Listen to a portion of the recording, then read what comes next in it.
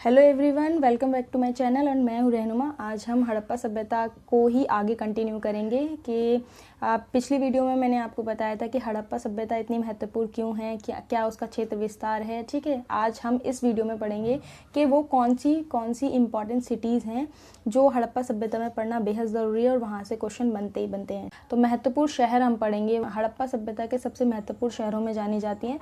तो आइए हम उन्हें डिटेल से पढ़ लेते हैं और आपको कोई डाउट क्वेरी हो तो कमेंट बॉक्स में आप अपना कमेंट ड्रॉप कर सकते हैं और मैं एज़ पॉसिबल एज उसे जल्दी से जल्दी रिजॉल्व करूँगी।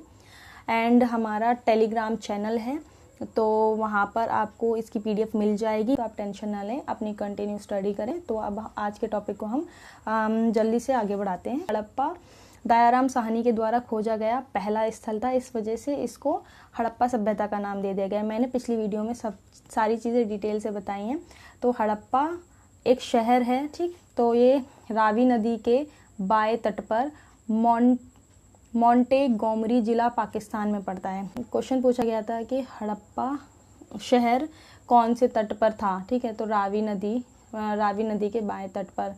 तो हम जानते हैं, जैसे हड़प्पा मैंने आपको बताया था कि दयाराम साहनी ने खोजा था सबसे पहले। ठीक है, यहाँ की खुदाई हुई, लेकिन सबसे पहले देखा किसने था? चार्ल्स मैसन। 1928 में चार्ल्स मैसन ने देखा था हड़प्पा को पहली बार। स्टुअर्ट पिगॉट क्या कहते हैं, इंपॉर्टेंट हैं। इन्होंने कहा कि अर्ध औद्योगिक नगर कहा है, कुछ इंडस्ट्रीज लगी हुई हैं, ऐसा शहर कहा है। और इसी के साथ हड़प्पा और मोहनजोदड़ो को एक जुड़वा राजधानी की भी संज्ञा दी है, स्टुअर्ट पिगॉट ने संज्ञा दी है। क्वेश्चन पूछा जा सकता है। ठीक है, तो जुड़वा राजधानी की संज्ञा किसने दी है? स्टुअर्ट पिगॉट ने दी है। तो अब हम आ जाते हैं इम्पॉर्टेंट, जो बहुत ज़्यादा इंपॉर्टेंट होगा मैं उसको टिक करा दूंगी। ठीक है, बाकी अल्टीमेट आपको याद रहना चाहिए। दयाराम साहनी 1921 में हड़प्पा की खोज करी थी। हड़प्पा में किस चीज़ की? हड़प्पा में एक किला बना हुआ था, प्लेटफॉर्म पर बना हुआ था। प्लेटफॉर्म का मतलब क्या होता है? जो थोड़ी ऊंचाई पे बना हुआ होता है, ठीक है, वो होता है, उसको कह रहे थे प्लेटफॉर्म। तो 6 अन्नागार मिले हैं यहाँ से, जिनकी लंबाई 15 × 2 मीटर है और 6 चौड़ाई है 6 × 09 मीटर है। इक्का मिला है, इक्का यानी कांसे का इक्का मिला है, क्योंकि कांस्य युगीन सभ्यता है तो इक्का भी मिला है। बैलगाड़ी चालक है, वो बैलगाड़ी को चला रहा है, उसकी मिट्टी की मूर्ति मिली है। तो मे भी शायद ये इन सब चीज़ों का रेफरेंस से हमें ये समझ में आना चाहिए, बैलगाड़ी के खिलौने के रूप में जो चीज़ें मिली हैं उससे कहीं ना कहीं ये चीज़ें इंगित होती हैं कि उस समय में बैलगाड़ी का इस्तेमाल होता रहा होगा। ठीक, तो सोर्सों के आधार पर हम चीज़ों का पता लगा सकते हैं कि उस समय का समाज, उस समय की सोसाइटी में क्या चीज़ें चल रही थी, क्या चीज़ें हो रही थी। ठीक है, इसके अलावा वेरी इंपॉर्टेंट है हमारे लिए और आप मतलब जो भी तैयारी कर रहे हैं उन बच्चों के लिए ये चीज़ें जानना कि RH7 वेरी इंपॉर्टेंट, दिमाग में रख लो। RH7 पूछा जाता है कि RH7 कहाँ से मिला है। समाधान मिला है, इसके अंदर क्या है? ये पुरुष कंकाल है। ठीक है, आपका मेल स्केलेटन है, उसके साथ तांबे का मिरर है और अन्य बर्तन। ठीक है, अन्य बर्तन मिले हुए हैं। मानव की मिट्टी की मूर्ति मिली है। ठीक है, नर्तकी की पत्थर की मूर्ति मिली है, कांसे की नहीं, पत्थर की मूर्ति मिली है। ताबूत मिला है, श्रृंगार दान मिला है, जेवर का खजाना मिला है। ये इंपॉर्टेंट चीज़ें हैं जो हड़प्पा स्थल से मिली हैं। इसी के आधार पर उस समय के समाज को समझने की कोशिश की गई है, इन साक्ष्यों के आधार पर कि हड़प्पा में ऐसी चीज़ें होती रही होंगी। ठीक, अब सेकंड इम्पॉर्टेंट आ जाते हैं। Second important, very important movie भी आप लोगों ने देखी होगी, मोहनजोदाड़ो। जिसने भी मूवी देखी हो उसको एक रफ आइडिया लग गया होगा कि कैसे कैसे उस सभ्यता के अंदर चीज़ें हो रही थी। मोहनजोदाड़ो कहाँ पर है? सिंधु नदी के दाएं तट पर स्थित है। डिस्ट्रिक्ट कौन सा पड़ता है? लरकाना जिला पड़ता है, ये भी पाकिस्तान वाले एरिया में है। और 1922 में राखलदास बनर्जी, ठीक है, इसमें भी दा है और मोहनजोदड़ो में भी दा है, तो राखलदास बनर्जी। ठीक है, इसके अलावा इसका अर्थ क्या है? मोहनजोदाड़ो का मतलब क्या है, मीनिंग क्या निकलता है? यानी कि मृतकों का टीला इसको कहा गया है या सिंध का बाग कहा गया है। मृतकों का टीला क्यों कहा गया है? ऐसा माना गया है कि भाई एंड जब डिक्लाइन हो रहा था तो यहाँ पर मतलब एक गली, NCERT के अंदर है, बुक के अंदर, कि भाई एक गली है, वहाँ पर पूरी की पूरी लाशों से बिछी हुई है, तो इस वजह से इन्होंने मृतकों का टीला कह दिया है इनको। 700 कुएं मिले हैं यहाँ पर, पशुपति नाथ की मूर्ति मिली है और अर्ध शिव की मूर्ति मिली है, ठीक है। तो ये चीज़ें साक्ष्यों में मिली। इससे हमें ये पता चल जाना चाहिए कि पशुपतिनाथ की मूर्ति मिलने का मतलब है कि शायद वो शिव की पूजा में, पशुपति की पूजा में विश्वास रखते रहे होंगे। नेक्स्ट पॉइंट की तरफ चलते हैं। सबसे इम्पॉर्टेंट अक्सर क्वेश्चन आता है यहाँ पर, एक तो पशुपति वाली से क्वेश्चन आएगा एंड आपका ये क्वेश्चन आएगा यहाँ पर विशाल अन्नागार से क्वेश्चन आएगा। तो विशाल अन्नागार मिला है यहाँ से, सबसे बड़ा भंडार है ये यहाँ पर, यानी कि अनाज को स्टोर किया जाता होगा और सिंधु सभ्यता का सबसे बड़ा भवन माना जाता है। तो क्वेश्चन आता है कि सबसे बड़ी इमारत कौन सी है, तो आपको दे देंगे स्नानागार दे देंगे, अन्नागार दे देंगे। तो आपको ध्यान रखना है बहुत शार्पली कि विशाल यानी कि बहुत बड़ा है, विशाल है, कोई चीज़ बड़ी होना उसको विशाल कहते हैं। तो विशाल अन्नागार मिला है यहाँ पर। इसकी लंबाई चौड़ाई इन्होंने बता दी है। लैंड सबसे बड़ा स्नानागार सर जॉन मार्शल ने खोजा है। इसकी लंबाई चौड़ाई यहाँ पर है LBH, लंबाई चौड़ाई इतनी है 11.88 और 7.01 एंड 2.43 मीटर है विशाल स्नानागार की, यानी विशाल स्नानागार की लंबाई चौड़ाई एंड ऊंचाई इस तरीके से, ठीक है। मोहनजोदाड़ो मूवी में इसको विशाल स्नानागार दिखाया गया है। आप लोग देखेंगे तो आपको सही से समझ में आ जाएंगी चीज़ें, लेकिन मैं भी आपको यहाँ समझाने की पूरी कोशिश कर रही हूँ। इसके अलावा मातृ देवी की मूर्ति मिली है, ठीक है। एंड ये मातृ देवी सबसे महत्वपूर्ण स्थान रखती थी, ठीक है। तो आपने मूवी के अंदर देखा होगा कि जो फीमेल कैरेक्टर है उसको बहुत ज़्यादा इंपॉर्टेंस दी गई है। मे बी शायद उन्होंने इस तरीके का रूमर उसमें रखा है कि अगर उसकी कोई बात नहीं मानेगा तो शायद उसको जो है ना सामने वाला वो उससे जैसा वो बोलेगी वैसा सेम बन जाएगा, यानी कुछ भी श्राप दे सकती है उसको। इस तरीके का उस मूवी में दिखाया गया है। तो इस वजह से यानी कि समझ में क्या आना चाहिए आपको कि सिंधु घाटी सभ्यता में देवियों की इम्पोर्टेंस थी, ठीक। तो दाढ़ी वाला पुरोहित मिला है। NCERT में ये पिक्चर आपने क्लियरली देखी होगी कि दाढ़ी वाला एक पुरोहित है, उसने शॉल ओढ़ी है, उस पर कुछ डिज़ाइंस हैं, ठीक है। इस तरीके का है। NCERT जब आप ओपन करके देखेंगे तब आपको वो क्लियर पिक्चर आ जाएगी, या गूगल कर लेंगे तब भी आ जाएगी। तो दाढ़ी वाला पुरोहित इंपॉर्टेंट है, यानी कि ये वाला पेज बहुत ज़्यादा ही इंपॉर्टेंट है। डांसिंग फीमेल है, उसकी कांसे की मूर्ति मिली है, वेरी इंपॉर्टेंट, ठीक है। कांसे की भेड़ की मूर्ति भी मिली है, कपड़े के अवशेष मिले हैं। स्वास्तिक का चिन्ह वेरी इंपॉर्टेंट, अक्सर क्वेश्चन में पूछा जाता है कि स्वास्तिक का चिन्ह कहाँ से मिला है, तो मोहनजोदड़ो से मिला है। और सबसे इंपॉर्टेंट और अनोखी बात देखिए, महाविद्यालय के अवशेष मिले हैं। महाविद्यालय के अवशेष यानी कि उस समय भी कुछ यूनिवर्सिटी जैसी चीज़ें होती रही होंगी, तो ये चीज़ें इंपॉर्टेंट हैं। जिस पर मैंने टिक किया है वो बहुत इंपॉर्टेंट है, आपको ध्यान रखना है। बाकी भी चीज़ें ध्यान रखनी है, लेकिन ये तो बहुत फोकसली ध्यान रखना है। चौन्हू-दाड़ो वेरी वेरी इंपॉर्टेंट। ये है कहाँ, कौन सी जगह है, अक्सर पूछ लिया जाता है कि ये मोहनजोदाड़ो कहाँ पर था। मोहनजोदाड़ो आपका लरकाना डिस्ट्रिक्ट के अंदर पड़ता है, ठीक है। तो वहाँ से 130 किलोमीटर यानी कि 130 किलोमीटर दक्षिण पूर्व, यानी कि ये वाले हिस्से में, यानी कि अगर यहाँ पर मोहनजोदाड़ो है तो इसके दक्षिण पूर्व में है। सिंध प्रांत पाकिस्तान में पड़ता है। 1934 में एन गोपाल मजूमदार ने इसकी खोज करी थी और 1935 के अंदर यानी कि नेक्स्ट ईयर के अंदर अर्नेस्ट मे के द्वारा यहाँ पर उत्खनन कराया गया था। चौन्हू-दाड़ो फेमस किस लिए है, क्या क्या चीज़ें यहाँ पर मिलती हैं, ठीक है। तो हमारा इन साइट्स को पढ़ने का मकसद यही है कि यहाँ पर कौन कौन सी चीज़ें हैं जिसके बेस पर ये सब हम इतना अंदाज़ा लगा पा रहे हैं कि उस समय ये सारी चीज़ें होती रही होंगी, ओके। औद्योगिक शहर था, ठीक है।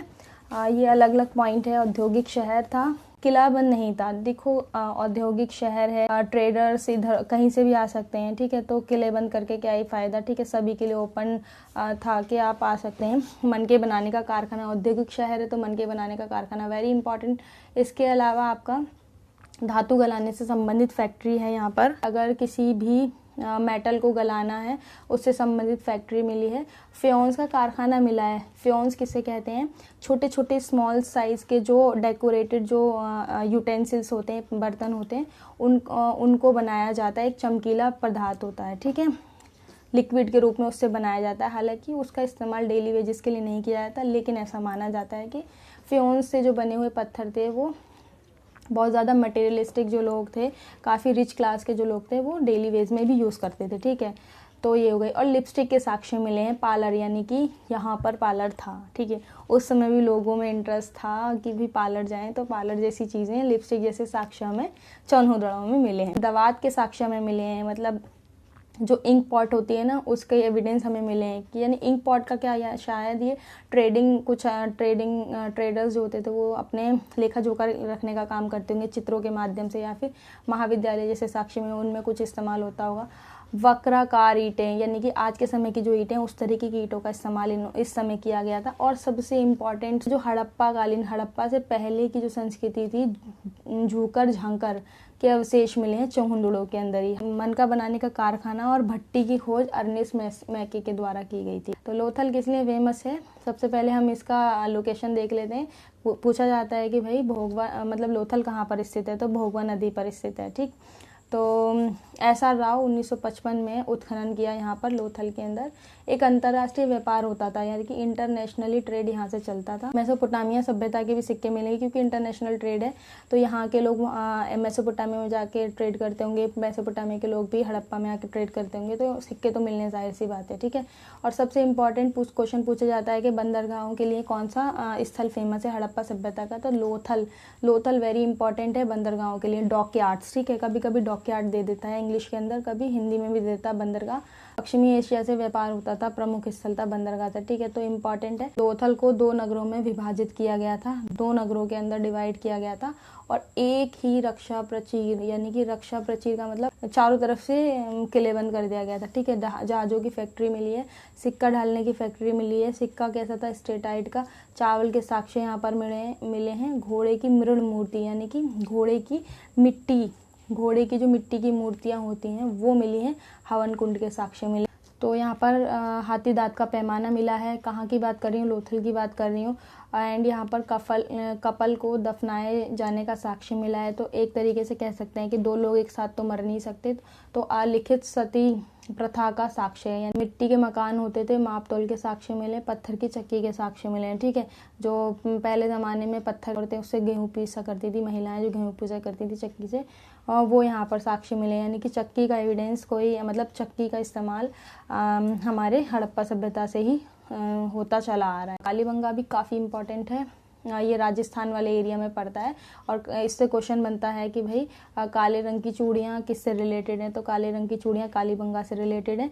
घग्गर नदी के बाएं तट पर है। पूछा जाता है कि घग्गर नदी के तट पर हड़प्पा सभ्यता का कौन सा स्थल है। ठीक है, तो कालीबंगा है। ठीक है, इसकी खोज 1951 में अमलानंद घोष ने करी है। 1961 में बीबी लाल और BK थापर के निर्देशन में दोबारा से खुदाई हुई है यहाँ पर। ठीक है, वेरी वेरी इंपॉर्टेंट। जुते हुए खेत के साक्ष्य यहाँ से मिले हैं। भवनों का निर्माण कच्ची ईंटों से हुआ है। ठीक है, तो कच्ची ईंटों से ये मतलब कालीबंगा एक ऐसी जगह है जहाँ पर भवन कैसे बनाए गए हैं, कच्ची ईंटों के द्वारा बनाए गए हैं। ठीक, और अलंकृत ईंटों के साक्ष्य मिले, यानी अलंकृत का मतलब क्या होता है, डिज़ाइनदार जो ईंटें होती हैं। ठीक है, तो उनके भी साक्ष्य मिले। नेक्स्ट की तरफ हम मूव करते हैं कि कालीबंगा में शवों की अंत्येष्टि के लिए वेरी इंपॉर्टेंट है कि हड़प्पा सभ्यता का कौन सा ऐसा शहर है जहाँ पर तीनों रूप से, यानी कि समाधिकरण पूरी तरीके से उसको डिग करना, यानी कि गड्ढा खोद के गाड़ देना। ठीक है, या फिर आंशिक समाधिकरण, उसको थोड़ा जला के और फिर गड्ढे में दफना देना। दाह संस्कार, यानी पूरी तरीके से उसको जला देना। ठीक है, तो ये तीनों के तीनों साक्ष्य हमें कालीबंगा में मिले। इससे हमें ये पता चलता है हड़प्पा सभ्यता के लोगों का विश्वास तीनों ही तरीके के समाधानों में था। ठीक है, कांसे की चूड़ियाँ यहाँ से मिली हैं। ठीक है, और हवन कुंड जैसे साक्ष्य यहाँ से मिले हैं। Rakhi Garhi very very famous. ठीक है, राखी गढ़ी बहुत बहुत ज़्यादा फेमस है। हिसार, हरियाणा के हिसार ज़िले में स्थित है।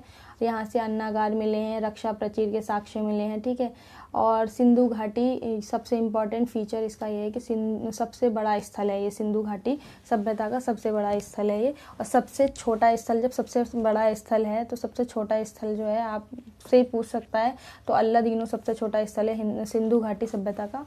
और सबसे बड़ा स्थल राखी गढ़ी है। 2012 के अंदर ग्लोबल हेरिटेज फंड ने 10 विरासत स्थलों को अपने लिस्ट में शामिल कर लिया है, जिसमें से एक राखी गढ़ी को भी शामिल किया गया है। और इसके जो है नष्ट हो जाने का बहुत ज़्यादा खतरा है, तो इसको ये नष्ट हो जाने की, यानी कि डेंजर लिस्ट में है ये, कि भाई ये नष्ट भी हो सकती है ये साइट जो है हड़प्पा सभ्यता की। तो ये इम्पॉर्टेंट है ये आपके लिए जानना, तो इसीलिए मैंने यहाँ पे आपको बता दिया। तो come to the next point. Dholavira जो है बचाओ कक्ष, बचाओ है, बचाओ बचाव तालुका में स्थित है और इसकी खोज जेपी जोशी ने करी थी 1967 में। और इसका इम्पॉर्टेंट फीचर जो है वो ये है कि 10 बड़े चिन्हों से निर्मित शिलालेख महत्वपूर्ण उपलब्धि है, यानी कि 10 बड़े बड़े चिन्ह मिले हैं। यानी कि हड़प्पन स्क्रिप्ट जो है उस पर कुछ लिखा नहीं गया था बल्कि साइन बनाए गए थे, तो ऐसे 10 बड़े बड़े मेजर साइन का शिलालेख मिला है धोलावीरा से। So come to the next point. Dholavira के निवासी जल संरक्षण की तकनीक, यानी कि जल को, पानी को किस तरीके से बचाना है, सेव करना है, वो उस समय समझते थे। और आज के समय में हमें बहुत ज़्यादा अवेयर हो जाना चाहिए, लेकिन फिर भी हम अपनी जिम्मेदारियों से थोड़ा पल्ला झाड़ते हैं।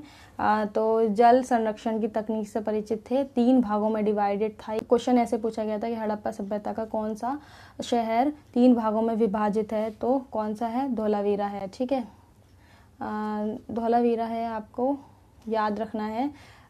और इस यहाँ से स्टेडियम मिला है, यानी मनोरंजन में भी ये लोग विश्वास रखते थे कि भाई स्टेडियम जैसी चीज़ें यहाँ पे मिल रही हैं।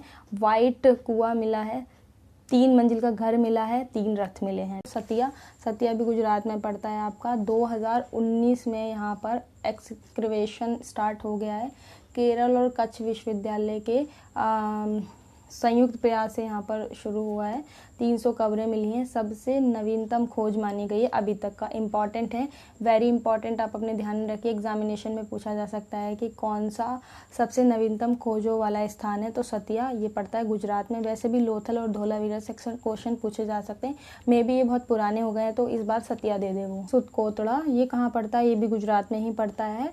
और यहाँ से घोड़े की 80 पंजर मिले हैं, यानी कि हॉर्स स्केलेटन मिला है यहाँ से। तो मे भी शायद घोड़े से ये लोग परिचित। उत्खनन हुआ है इसका 1964 के अंदर। ठीक है, 1964 में इसका उत्खनन हुआ है। गुजरात के अंदर ये पड़ता है। अन्य स्थान में कौन कौन सी? आपकी रंगपुर है, नागेश्वर है, बालाकोट है। रंगपुर कहाँ पड़ता है? गुजरात में पड़ता है।